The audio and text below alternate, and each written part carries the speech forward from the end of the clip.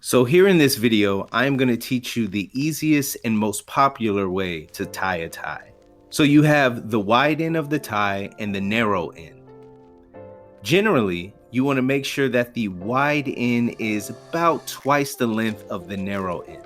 Okay, you may have to adjust it a little bit to get it just right. You have the wide end in your right hand. You're going to wrap that around the narrow end. Notice the seam. Make sure it goes completely around where the seam is facing towards you. Once you have it wrapped around, you're going to take the wide end and you are going to send it through the hole that you have created. Okay? You send the wide end through the hole. Now, as you flip it over, you're going to notice that you have created a knot. Now all you have to do is send the wide end through the knot that you have created. Once you do that, you're going to feed it through, make sure that everything is nice and even. Pull the wide end through the knot.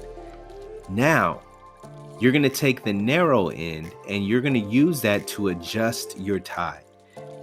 Pull on the narrow end, tighten up your tie, make sure everything is nice and even and straight. Once you have that, congratulations, you have just tied your tie.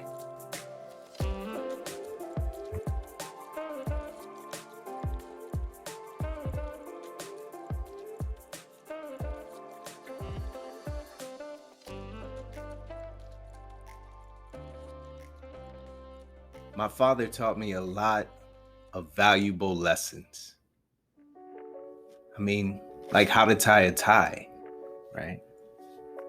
But one of the most valuable lessons he taught me was how to face my fear. The first time I ever tied a tie was when I had a job interview, my first job interview. And I remember I was sweating, I was scared, I was so nervous. And I didn't know how to tie the tie and I was becoming frustrated. And my dad stopped me, looked me in the face and said, "Son, one success at a time, one fear at a time. You tied your tie. Now go get the job."